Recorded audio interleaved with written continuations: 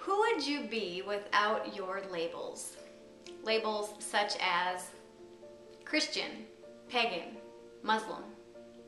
Without a label as life coach, author, teacher, mentor, janitor. Who would you be without your labels? And also, are you hiding behind these labels?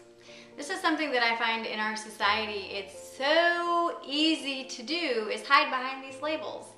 But what happens many times is we get caught up in keeping up with that label. We put so much pressure on ourselves to achieve more and achieve more and achieve more and do and produce that sometimes these labels start to become a detriment to our happiness and to our success. Many times also what is very prevalent in most industries is when we have a particular label or when we have a particular type of job or career and we feel that we're stuck at a certain point, then we look to our mentors or other teachers or other people that are in that same field that we perceive as higher up or more successful or further along. And many times what happens is that copycat syndrome.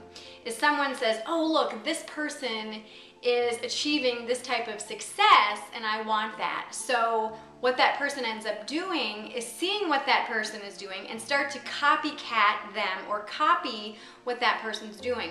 Well, what this is kind of like is you going into a home and saying, oh my gosh, I really like this house. I want to build a house just like it.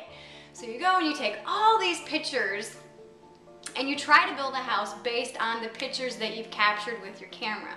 Well, what happens is it's not a structurally sound building because you don't have the blueprints. You don't have that same foundation that that original house had. Of course, this is all metaphorical, but many times this is what happens.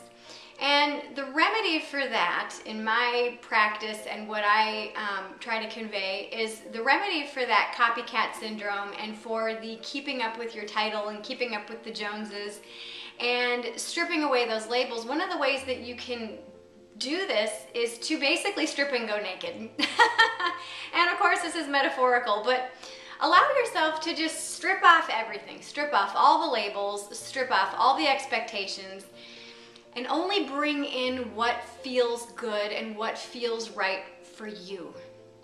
And so I'll give you a really quick example. So years ago I wrote The Simple Sabbat, which was a book on how to celebrate the 8 solar cycles of the season. And shortly after writing that book, I was just inundated with requests for The Simple Sabbat, which is a book about how to celebrate the moon cycles. Well, The Simple Sabbat is very much a formula book. It's very much, here you go, here's a formula, there you go, yay, celebrate. And The Simple Sabbat really was not that type of book. I really couldn't write that same style of book for the S-Bots or for the moon cycles. And so I tried to get it to work. And I couldn't, and there was one red flag coming up after another, one stumbling block, one roadblock, and it seemed like it was taking forever, and every time that I started to work on the book, my energy just dropped. And so that's something that I recognized, okay, this is not the perfect time to do this. This doesn't feel authentic at this time. So what did I do? I stripped it off my plate. I printed out the manuscript and put it on my shelf and left it. And then 3 years later, was guided to pull it off the shelf, shred the manuscript, and start over. And that's what I did. And the result of that was the 29-day moon challenge. And to give you a few more examples, one of the things that I also wanted to do in the past was to become a Bach flower essence practitioner. Well, I've used Bach flower essences for the last like 15 years, and they work fabulously and they work very effectively. And so at one point in my practice, I was like, oh yes, I totally want to become a practitioner, and I signed up for this course through the Bach Foundation over in the UK, spent all this money, printed off all the manuals and got all the books and got the whole shebang, I mean everything, spent a lot of money doing this. And then about a month into the course, I'm like, you know, I really don't want to do this. This really doesn't resonate with me. And yeah, I want to use it for my own personal practice, but I don't really want to prescribe this to any other people. I just want to do it for myself. So I dropped out of the course, and the instructor was like, do you really want to do this? You just spent all this money to sign up for the course and yada yada. And I'm like, yeah, it really doesn't resonate with me to be a practitioner. I'm still going to use them in my own personal practice, but I really don't want to do it as something else in my practice. And that was something that over the years, doing this, stripping off everything, stripping off the labels, stripping off expectations, stripping off all those ideals or those things that I see other people in my community doing, and just saying, does this resonate with me? And just really only pick and choose and put on, metaphorically, put on those things that feel authentic and those things that feel true for my practice. So that's this week's challenge, is to strip off everything and notice what you have in your practice. Notice what you have in your life. And ask yourself, does this feel authentic? Does this feel good for me to do in my practice, or to have on my website, or to have in my life? One of the other things, I recently was in a mastermind group, and we were talking about our big dreams and our big goals. And one of the things was to write down a list of all the things that we wanted to have once we made it big, and once we had all this money and all this success and yada yada.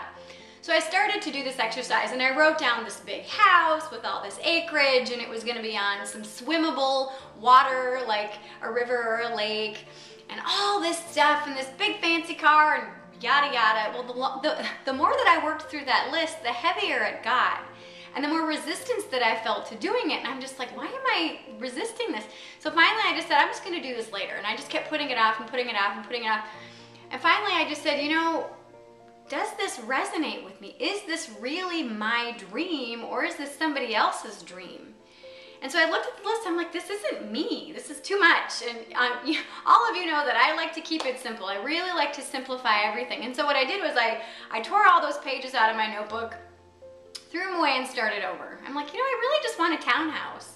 And I really want, a little bit of land, but I really don't want to maintain it. And a townhouse is usually in some type of an association, so somebody else does that for you. Yes, I want it to be on the water. Yes, I want to have a fire pit in the backyard, and I want it to be close to places I can hike and do all this other stuff.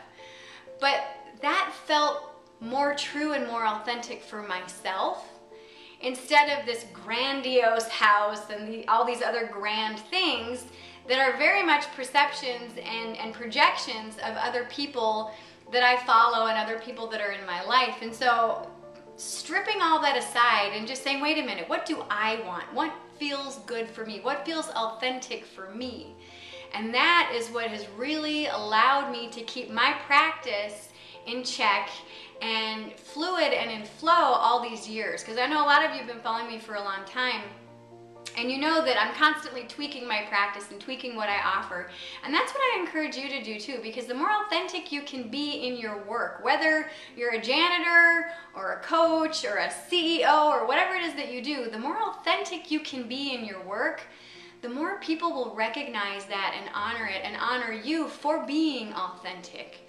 So that's this week's challenge, is to strip away everything, strip and go naked, and only put on or only bring into your practice and your life what you want and what feels authentic for you. And if you notice that you're seeing your mentors or other people in your community doing something, and that you feel the urge to copy them or sort of copycat energy, allow yourself to say, what about this that I'm trying to copy feels good and exciting to me, and how can I make it my own? How can I not just copy them and try to build that virtual house without the foundation? Allow yourself to say, what about what they're doing drives me to feel excited and drives me to feel passionate about that, and strip away all that stuff and allow yourself to just pull those pieces that feel authentic for you. Okay, so that's this week's challenge. Strip away everything and only bring into your practice and your life what feels authentic for you. And this is something that I do all the time. If something doesn't feel right, I always say, okay, wait a minute. What doesn't feel authentic? What can I strip away? What can I bring in? And divine timing is key for this particular exercise. And this is, I've got videos about divine timing, so go ahead and search my channel for divine timing and you'll find it. But I hope that you have found this video useful and helpful. If you have, please give it a thumbs up and share it with your friends on Facebook, Twitter, Pinterest, or any other social media platform, as well as an email. If you've really loved it, please subscribe so you won't miss one single episode of Fearless Friday. Until next week, I'm wishing you a fearless and fabulous day. Mwah. Bye-bye.